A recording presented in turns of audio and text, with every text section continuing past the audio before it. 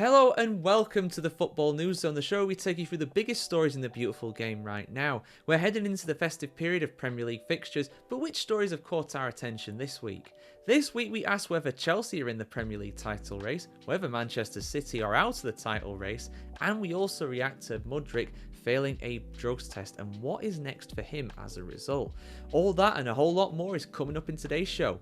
Let's dive in. So, Chelsea, are they in the title race for the Premier League? Well, if you ask their manager Enzo Maresca, he will emphatically say no. However, the fact is that they're currently in second place and they're only 2 points behind Liverpool, albeit Liverpool have a game in hand, and for me Liverpool are still the heavy title favourites for sure. But you have to factor Chelsea into the conversation here. If you're including Arsenal in the title race, which personally I am, just about, I think they're just about in there, you have to include Chelsea. Chelsea are 4 points ahead of Arsenal, and who would have seen this coming? That first game of the season, where Chelsea had all kinds of controversies and chaoses behind the scenes. Raheem Sterling was wanting to leave the club. He'd been, in his own words, kind of disrespected by the manager Maresca. And he had Man City coming in as four-time Premier League champions in a row. Record in that regard. Nobody in English football has ever managed that. And Man City, even though I think it was 2-0 or 2-1,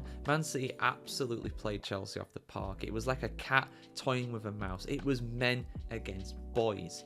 However, those young Chelsea lads, those young boys, are really coming into their own. The squad depth that we all mocked at the start of the season, and rightfully so, it was ridiculous.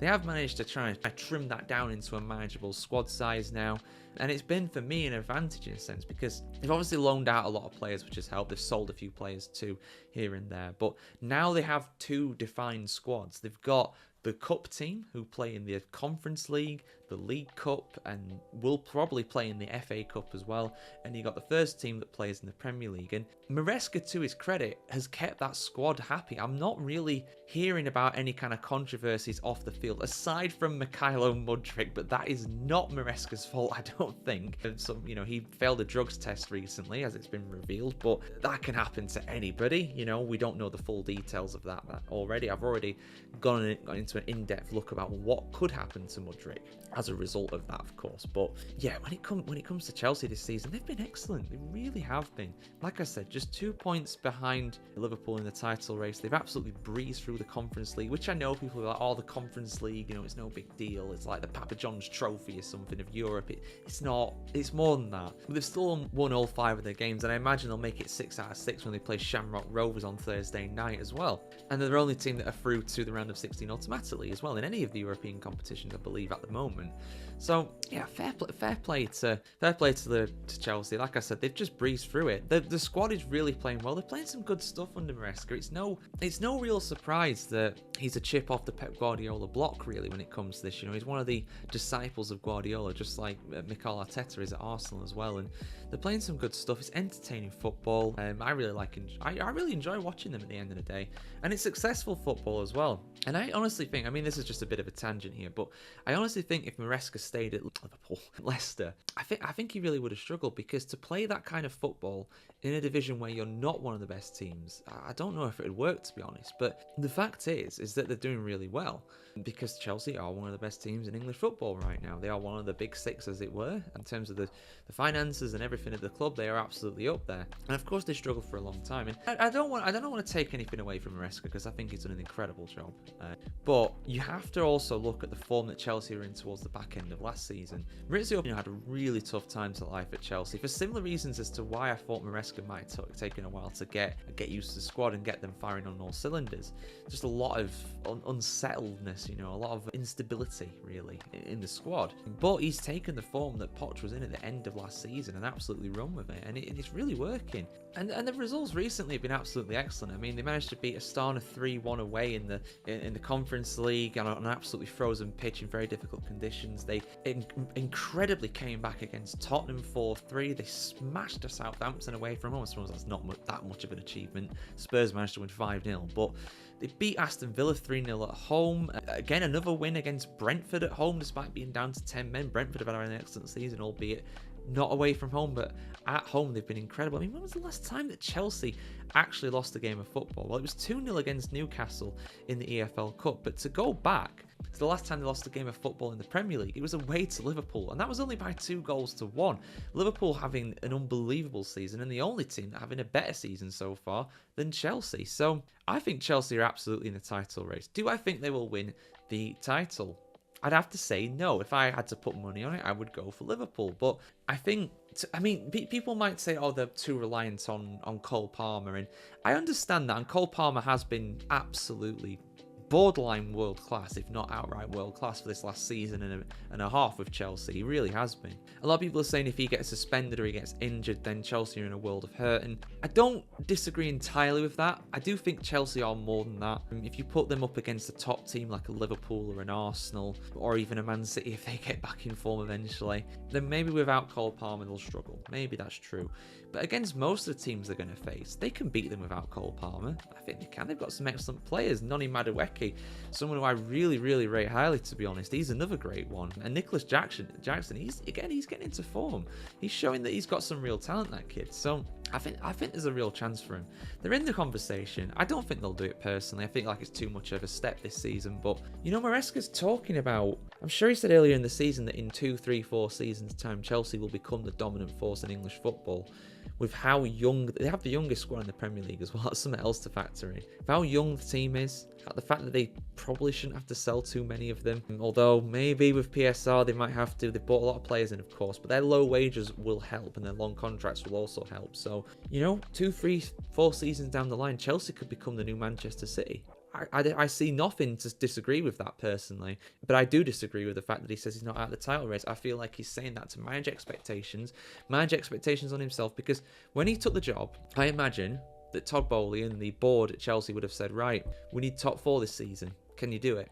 Yes, I can. And if he gets top 4, it's a massive success. Get Chelsea back into the Champions League for the first time since, when is it? It's been 2 or 3 seasons. I think it's been a little while. They won the Champions League in 2021, and they've done not a lot in that competition since. So they want to get back to that. I think they'll do it this season. I think top 4 Chelsea comfortably will be there. I think they'll probably finish 3rd behind Arsenal personally. I think Arsenal will beat them in the long run through the season, but hell, they're in 2nd place and looking good for it at the moment. So Sir Jim Ratcliffe has increased his stake in Manchester United. He's invested another $100 million, which is just under £80 million into the club.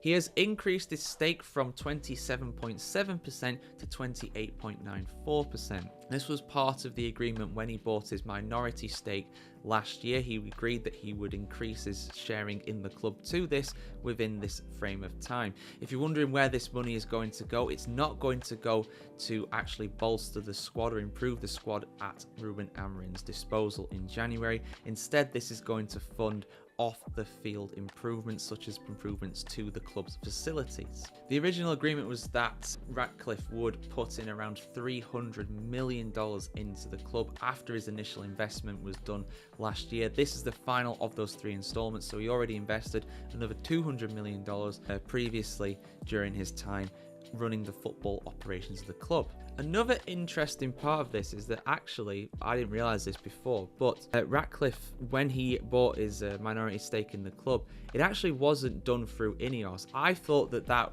when that was done, basically they were part of the same conglomerate that ran the multi-club ownership, as we love to say in football these days, that run other clubs such as OGC Nice, but that wasn't the case. The stake was actually done through Trawlers Ltd, which is another company that Ratcliffe owns. However, this is now transferred over to Ineos. So Ineos is now officially that minority stakeholder, obviously with Ratcliffe at the head of it. So they're officially part of that club group now. I believe they've got one in Switzerland as well. Is it Lausanne or something like that? They've got some club anyway over there. So, Man United have now joined that group. They are officially part of the same group, which might make things interesting if they both qualify for the same competition in Europe. But hey, Man City and Girona have managed to get around it somehow, so I'm sure Man United will manage it as well. But yeah, just to give a mention as well, I mean, just an update basically on the ownership situation. So it's been interesting to see where he goes from here, whether he will increase his stake, whether he'll just consolidate what he's already got, how much money Amorim's going to have to spend in January, because a lot of teams nowadays players don't really do much big business in January. It's very rare. You don't really see a Fernando Torres to Chelsea signing like we saw like nearly 15 years ago now. That's making me feel old. But, you know, we don't see many signings like that in January. It's been very dull in recent seasons, to say the least. So it'll be interesting to see how much Amorim has to spend. For me, I don't think he's going to have a lot to spend until the summer, really, because I think Man United are relatively on the edge when it comes to PSR, which of course pretty much every club is. You know, that's how they run it. They do it, they spend as much as they can, so by default they are on the edge of it. But yeah, guys, what do you think about this? Good news for Man United, bad news? I want to hear your thoughts in the comments below. Alright guys, we've got some big breaking news here on the footballchronicle.com. This has just reached us now. Mykhailo Mudryk, the Chelsea footballer, has failed a drugs test. Let's have a look at what has happened here and what could happen potentially to the Ukrainian international. Full article here on the BBC Sport. Shout out to Sean Kearns for covering this. So, Chelsea winger Mykhailo Mudryk has failed a drugs test, the Premier League club has confirmed. The Blues say they were contacted by the Football Association after an adverse finding in a routine urine test. For those that don't know, after each football match, a randomly selected footballer from each team, or at least a few of them, have to provide a urine test. This basically shows whether there are any banned substances, any performance-enhancing drugs in their system when they played the match that they just completed. Mudryk obviously did this recently, and obviously as well, there is an abnormality in there. But let's have a look at what's gone on here. Ukrainian international Mudryk denies knowingly using any banned substance, and Chelsea say they will work to establish what caused the test result. This has come as a complete shock, as I have never knowingly used any banned substances or broke any rules, and I'm working closely with my team to investigate how this could have happened, Mudryk wrote on Instagram. I know that I have not done anything wrong and remain hopeful that I will be back on the pitch soon. It's unclear which banned substance was found in Mudryk's test, and the BBC Sport has contacted the FA for further comment. Presumably they have not responded yet. I imagine they're probably getting a few calls right now over this. The 23-year-old last played for Chelsea on the 28th of November and has missed the past 5 matches in all competitions. He was included in the matchday squad for the Blues' win against Aston Villa on the 1st of December, but did not feature. Head coach Enzo Maresca has said publicly that Mudryk's absence was down to illness. Mudryk, who signed from Ukrainian club Shakhtar Donetsk in a deal worth up to £89 million in 2023, has scored 10 goals in 73 appearances for Chelsea. But yeah, he's not really justified that price tag, but let's not talk about that. Let's talk about this drugs test. So, like I said, you know, if you get caught with a banned substance in your urine, that basically indicates that, you know, you've took it at some point. Now, we don't know what this is. We don't know why he would have potentially took something. He says he denies all knowledge of it, which is kind of standard, really. He would say that no matter what, even if he did know. I'm not saying he did know, but I'm just saying if he did know, he would say that. Now, the punishment for him, depending on what it is, could be really severe. I mean, we've seen Paul Pogba not too long ago, the Juventus midfielder. He got a 3-year ban, I think, didn't he, or something like that. And I believe it was reduced to 18 months upon appeal at the Court of Arbitration for Sport. You know, you go back in time, you think about Rio Ferdinand, he got banned for like a year as well or something. He got banned for a long, long time. That was a very dodgy drugs test, not on Ferdinand's part, on the authorities' parts. Things have got a lot better since then, I will say that. But in terms of Mudryk, I mean, it all depends what he's done. You know, the problem is that these days you've got footballers that, especially when they're struggling for fitness, when they're struggling for form, doctors at clubs will sometimes prescribe them things and the players won't know what's in them. I mean, a lot of people, this just goes for people in general, they don't know really what they're putting in their bodies when it comes to medication. And I'm not here saying that, you know, doctors are evil and stuff like that, because they're not. They're just trying to treat whatever problem that you've got here in the UK, at least. I mean, we'll talk. America's a different issue. We ain't going to touch on that, though. That's a different kind of thing when you got money involved. But here in the UK, that's kind of what happens. I mean, they just want to get their players out playing on the pitch as fit as possible, as soon as possible. You know, they'll quite often take painkillers and sleeping pills and stuff like that. And I'm not saying that's right, but they will do things like that. So it's entirely possible that Mudryk has taken an injection for something, or taken a tablet or some sort of medicine for something that has a banned substance in it. And we see this in sports all the time, where people or players will take substances, they won't know what's in them because they're prescribed by a doctor, and they get banned. There's even been cases when people have taken medications that are really benign, or just general kind of sleeping pills off their own back, and there's banned substance in them, and they get banned from sport for months. They don't know there's anything wrong, and then they're just trying to get to sleep in this example. But unfortunately, the rules on what footballers can take and can have in their systems are really, really strict. There are things that I personally wouldn't, describe as performance enhancing, things like sleeping pills, but there are some kinds of things like that, and some kinds of painkillers, for example, that are illegal in football. You can't take them. So depending on what Mudryk has done, depending on whether he had knowledge of it, depending on how often this has happened. I mean, you have to, I mean, it depends when it is as well. That's the other thing on top of that too. When it happened, he's not played for a good few weeks now. He's been ill, apparently, according to Maresca. Don't have anything to dispute that. Maybe Chelsea knew. Again, we don't know. This is just me speculating here. But Mudryk, genuinely, depending on what he has done, he could be banned from football for years for this. It could destroy his career. And I'm not saying that will happen. I'm not saying that's right. We need more facts. We need to know what he's taken, whether he knew he was taking it, how much he took, and what kind of effect that would have had on any kind of performance that he had in that time. Presumably, this has been quite recent, but at the same time, he's also not played for some time, so he won't have been tested. I could be wrong, but I don't think the FA tests unused substitutes. So I don't know if this would have come out after the game against Aston Villa at the weekend. But given the timescale of it all, you think this would come out relatively quickly, and that game was played 2 weeks ago, pretty much, just over. So we'll have to see. We'll have to wait and see. So I wanted to talk about Manchester City. I want to talk about their bad run of form and whether they're out of the title race, because it's not, I don't think it's exaggerating to say that there's a potential for them to be out of the title race already, really. And you look at their results recently. 1 win in just 11 games is absolutely diabolical by their standards. They are normally relentless winning machines in every single competition. This is the worst defense of a title by a Pep Guardiola Manchester City side ever, really. I can't think of a time when they've had a run of bad form this bad. I mean, you think about bad title defences before. You think about Liverpool in 2020-21 when they lost a bunch of home games in a row. That was during the pandemic. There was no home crowds. I feel like that factored into a little bit. But Man City just completely have lost confidence, really. And I think, honestly, they're out of the title race now. And I don't think like that should be a bold statement to say, really. I mean, like I said, 1 win in 11 games. They are out of the EFL Cup.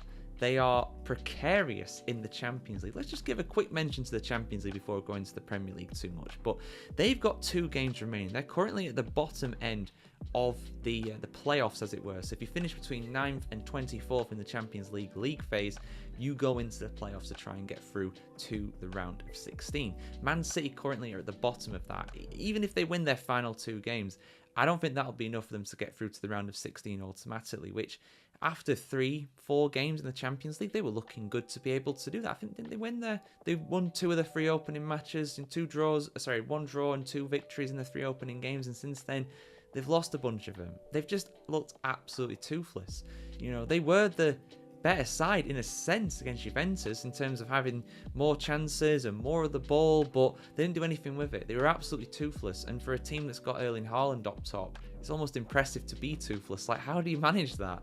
And in the Champions League as well, it gets quite worrying for them because, yes, their final game in the Champions League is a home game against Club Brugge from Belgium. You'd expect them to win that, but then again, they were 3-0 up against Feyenoord and slipped to make that a draw. So that is not a done deal by any stretch of the imagination. And that's the Club Brugge side that beat Aston Villa, the only side to beat Aston Villa so far in the league phase of the Champions League. So they're no mugs. They'll be battling for one of those playoff spots as well, as will PSG, their penultimate opponent on the 22nd of January. That is going to be a really tough game for them. Away to Paris. I mean, yeah, PSG are really struggling as well. They're outside of the playoffs, but they've got home advantage. So what's that going to be like? Are they going to lose again, Man City? Maybe. I mean, and out of all these games, I mean, there's been some shockers for sure. There's been some absolutely shocking results in this current run for sure. But I think in a sense, the loss at home against Manchester United might be the worst of the lot. Now, credit to Manchester United. I'll give them the juice for this one because they absolutely deserved it in the end. They fought so hard to get back into that game. And the late show from them, a pair of goals, a penalty from Fernandes and Ahmed Diallo. I mean, he won the penalty for Fernandes, but he also scored a goal of his own, which, yeah, like I've said, was a bit of a speculative effort, but you don't buy a ticket, you don't win the raffle. It was an excellent effort from such a difficult position, but Man United shouldn't be able to come back into that. It's almost a role reversal. That is the Man United. That is not the Man United side that we've been used to seeing for the last 10 years. That is a Man United side that just, you almost Man City were the Man United what they normally are, if that makes sense. They kind of switch reversals with that. Man City normally a team that always pushes in the final stages of every game to try and get something out of it. And we've seen that fighting spirit at times. We've seen it with some really late goals, particularly against Arsenal when they were losing. They drew, what was it, in the 98th minute with John Stones firing in a goal. That's the Man City we maybe not know and love, but we know and very well are acquainted with over the last 10 years or so of Pep Guardiola. But this run has just been absolutely shocking. And if you look at the Premier League table, right? They're down in fifth, right? They played 16 matches. They are currently 9 points behind Liverpool. Liverpool have a game in hand, away against Everton, which they'll win because Everton are not very good. But, when they win that game, that is effectively a 12-point gap. And honestly, with the form that they're in at the moment, I can't see them catching Liverpool. I can't. I'm not saying it's a done deal in terms of the title battle. I'm going to get onto Chelsea in a separate video that, depending on the platform, will be out at the same time as this one, or maybe slightly later, going into whether they're championship contenders, even though Enzo Maresca says they're not. But Man City, for me, they're out of the title race. They are out of the title race. They've lost the confidence. Teams maybe have found them out a little bit, but I think they've more struggled themselves more than teams finding them out. They've just been absolutely toothless recently. Like I said, 1 win in 11 games in all competitions. What is it in the Premier League? How many? It's 1 victory against Nottingham Forest, who are doing very well. Weirdly, they managed to beat Forest at home, which was no easy feat for many sides. I mean, they beat Liverpool earlier in the season, of course, didn't they? But you look at Man City's runners of games. Like they drew against Crystal Palace, they beat Manchester City, lost against Man United, lost against Liverpool, lost home against Spurs, 2-1 loss against Brighton, 2-1 loss against Bournemouth. That's 1, 2, 3, 4, 5, 6, 7 matches in the Premier League, and they've won 1 of them. And admittedly, that win was actually a pretty good one, but it's not good enough. And I feel like Man City now, they're out of the title race. They've lost their belief. To lose at home 2-1 after being ahead. I mean, when was that Fernandes penalty? That was about 85 minutes, wasn't it? 88 minutes. You're leading 1-0 at home in your local derby with 2 minutes to go plus added on time. 2 minutes later, you're 2-1 down. That is absolutely criminal from Man City. It really is. And we've seen cracks showing, really, when it comes to Pep Guardiola literally trying to put some cracks in his face when he was scratching himself in the Champions League. Kyle Walker resulting in one of the dumbest bit of feigning injury I've ever seen in a football game. This is from Kyle Walker. I love Walker. He comes from the academy of the team that I support at the end of the day. I've always had a bit of affiliation to the guy, but my God, he embarrassed himself in that match. He really did. But they're having to do things like this to try and win. And at least in their mind, in their belief, is that they have to do things like this, whether consciously or subconsciously. Clearly that's coming into their thinking. And it didn't used to be like that. Not on that level. Every team does a bit of, bit of play acting, bit of diving, it's just part of the game nowadays. But seeing Kyle Walker do something like that, I think that speaks volumes about this. But yeah, for me, guys, honestly, Man City, they're done. They're out of the title race, and they're going to have a job on to be able to progress in the Champions League and also get into the Champions League for next season as well, because right now they're not in the top 4. They're behind Forest. I expect them to catch them by all means, but yeah, we are in for a real seismic shift in English football, I think. And I wouldn't rule out as well Pep Guardiola leaving after the season. If he can't turn it around, he'll walk. He doesn't owe that club anything. He's won everything with them, and he won them the Champions League. Winning the Champions League was what Manchester City wanted. When they hired Pep Guardiola, they'd won everything up until that point already, at least a couple of times. But to become the dominant force in English football in the 2020s, or at least the first part of it, in the latter half of the 2010s, and win the Champions League, that is what he was hired to do. So he'll leave it as an absolute legend of not only Manchester City, but of English football as well. One of the greatest managers of all time, without a doubt. But even the greats have their time. And right now, I feel like Man City, with Pep Guardiola, this could well be his last season. So Wolverhampton Wanderers have a new manager, and it's the man that is known as Vitor Pereira. So you're probably wondering, who is Vitor Pereira? Who is this guy?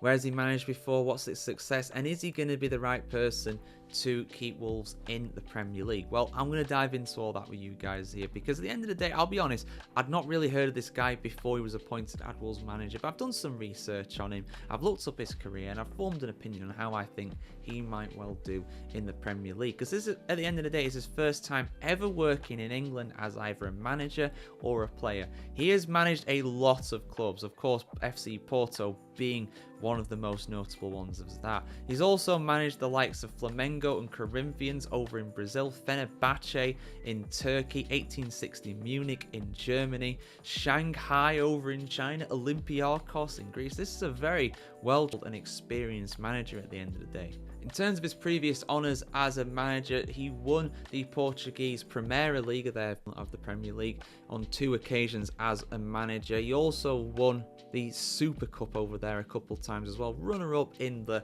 I think that's the League Cup over in Portugal, and also the UEFA Super Cup runner-up as well in 2011. He did win the King's Cup as Al Hilal manager over in, I believe, is that? It is Saudi Arabia. I just wanted to make sure. There's a few Al Hilals out there, so I just wanted to make sure I got that right. And Olympiacos as well, he won the Greek Super League and the Greek Cup. Won the Chinese League with Shanghai and their Super Cup as well. Won the runner-up, in the Brazilian Cup as well with Corinthians, and runner-up in a couple of competitions as Flamengo as well. But the important thing is, what's he going to be like for Wolves? Well, a cool thing with Wolves for him, in a sense, is the fact that there's so many Portuguese players. Even now, they've sold a lot of players. A lot of the star players have Wolves in the last couple of seasons. That's why they're struggling so much. But there's still a lot of Portuguese players on the squad. He'll have that connection, so that's got to help at the end of the day. It's got to help him get used to managing here over in England, seeing some more familiar faces, or at least some more familiar sounding people with the language. Not really as much of a language barrier there. He's never managed in England before. I imagine, given the previous clubs he's worked at, he'll be quite an effective manager when it comes to a style of play and everything. Maybe quite similar to Gary O'Neill in a sense, but hopefully more solid from set pieces recently. It should give Wolves a bit of a boost, but I think it's going to be a big ask for them to stay in the Premier League. I mean, people say, oh, Wolves are a sleeping giant. They've got some really, really quality players. They've got players that are too good to go down, and I look at their squad and I respectfully disagree with that. Yeah, a couple of seasons ago, for sure, there are some good players in there, but there's not really any world beaters, to be honest. I mean, Hwang Hee-chan, I really rate him as a striker. I think he's great. But, aside from that, a lot of the quality players have left over the... I mean, you might say like Nelson Semedo or Tommy Doyle or someone like that, but not for me. I don't look at that side and think that side is too good to get relegated. I think it's good enough to stay up for sure, but, they've got a real task on to do, and I think they could stay up. I think they could do it. A lot depends on the teams above them at the end of the day. I mean, they've got a 5-point deficit to Leicester City, who was 17th, the first side above the dotted line. But obviously, to stay up, you're going to have to beat Ipswich Town over a season they just lost at home to. And then realistically, in that relegation battle, you've got 6 teams there. You've got Palace, Everton and Leicester above the line, Ipswich, Wolves and Southampton below it. And for me personally, I don't really see Wolves beating one of those 3 teams above the dotted line. I personally don't. I would wager Ipswich are more likely to do it personally. I could generally see Ipswich staying up, but Wolves, I'm not saying it's not impossible, but I would say, given the inexperience of the manager in England, given the fact the squad's not really that great, I think Wolves might go down. I think they would probably go down, to be honest. Southampton, for me, are already gone. They're finished. But Wolves have got a chance, but I think it'll be very tough. But yeah, guys, what do you think of Pereira? Do you think he's the right man to keep Wolves in the Premier League? I want to hear your thoughts in the comments below, as always. And of course, keep it subscribed to thefootballchronicle.com to see much more content like this. Like, share, comment, subscribe, ring the bell as well. And we'll see you soon, guys. Have a good one.